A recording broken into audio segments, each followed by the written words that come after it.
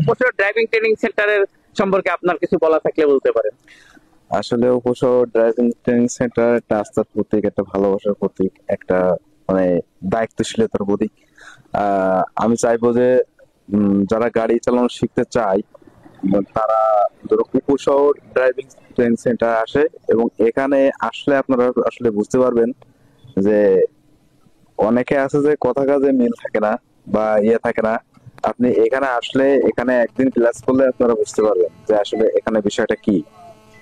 আমি একটা জিনিস সব থেকে বেশি উপলব্ধি করি, সেটা হলো আমি অন্য জায়গা থেকেও মানে গাড়ি চালানো শিখতে গেলে তারা খোঁজ খবর নেয় না, খোঁজ নেয় ঠিক টাকা নেওয়ার সময়।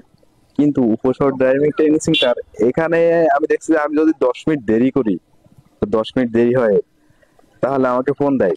প্রত্যেক দিন আমার কাছে ফোন যায়, একবার করে, দুইবার করে, তিনবার করে, যে ভাই আপনি কই আসেন।